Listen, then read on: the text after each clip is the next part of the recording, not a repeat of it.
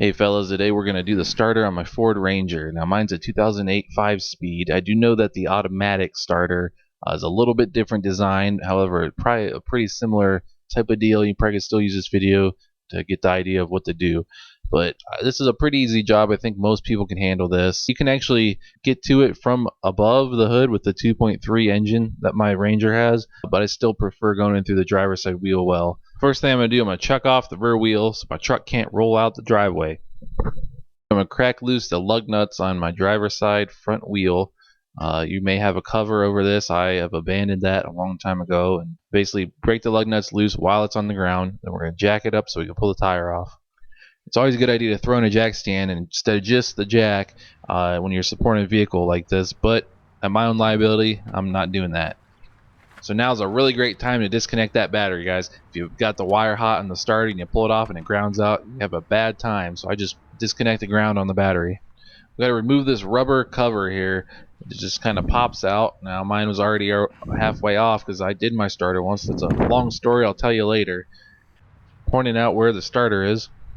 I'm going to remove the signal wire, which is the small one. It is a 10 millimeter.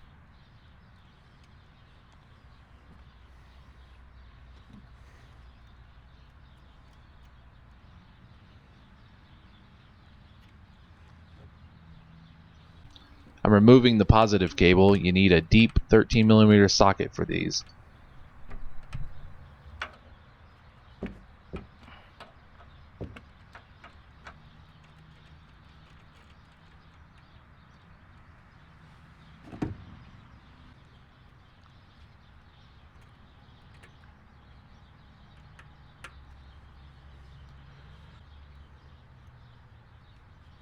I'm attempting to show you where the two main studs are that hold the starter on. The top one also holds the ground cable. There's a nut you got to take off, then you slide the ground cable off, then you get to the stud, and then there's a third hole which I do not have a bolt in here. That in yours there'll probably be a bolt in there. You got to get out all 13 millimeter.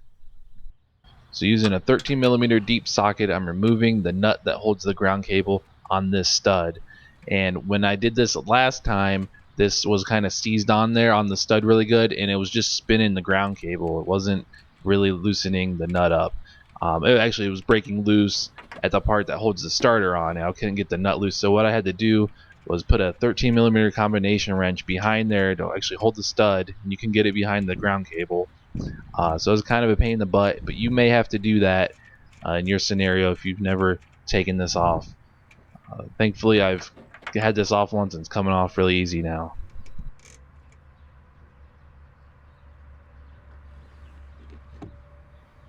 Now I busted loose the stud that actually holds the starter, and it's also a 13 millimeter, and remove that.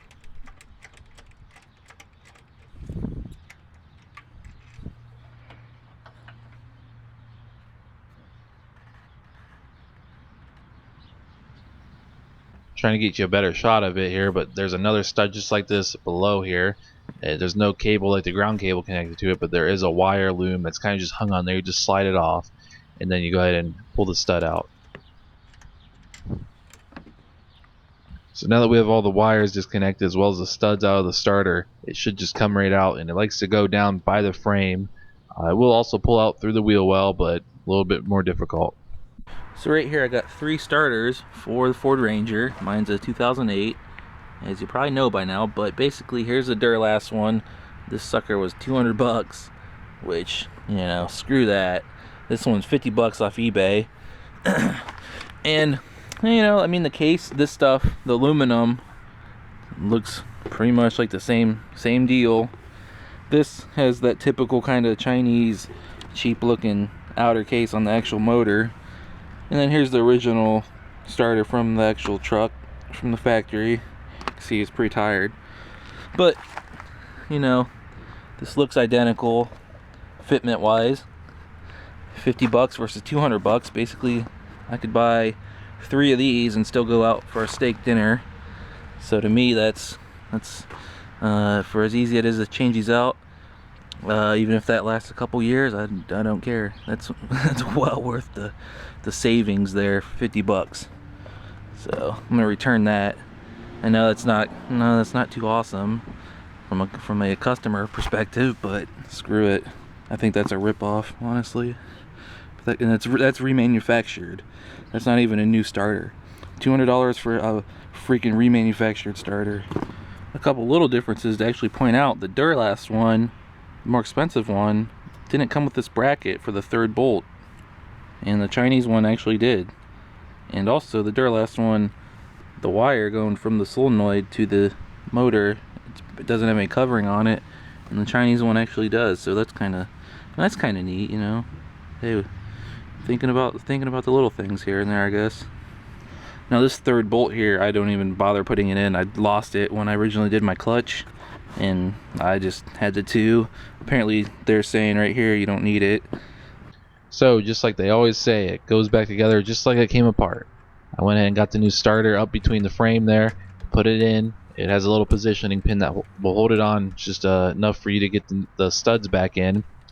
Get those on, tighten on, put that ground cable on, and the nut back on that top stud. Don't forget to put the wire loom back on, the bottom one where it hooks on. Then put the positive cable and your signal wire on, and basically you're done. Hook that battery back up. Let her rip, Tater Chip. You know, in all honesty, the Chinese starter really freaking seems stronger than the Duralast one. Doody doop doop doop doop. Gonna put the tire back on, you know, all that jazz. Yeah, I actually hit a deer in this truck. That's why my grill's all messed up. I got all the replacement parts. That was a whole ordeal. But if you were wondering what was going on, why I had that Duralast starter in there, well, basically my starter went out in a parking lot at nighttime, and being me, I went and just bought it and did it right there in the parking lot in the dark. And that actually took probably about 3 hours because while the signal wire that was on the starter was all gibbered up from the last time I had it off, I actually busted like the prong off of the original starter when I did my clutch. So I hard soldered it.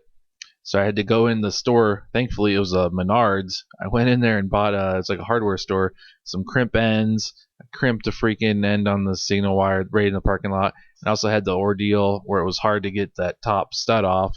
So I had to buy a 13 millimeter combination wrench there at the store, and I did it in the parking lot in the dark. So that's how that went down.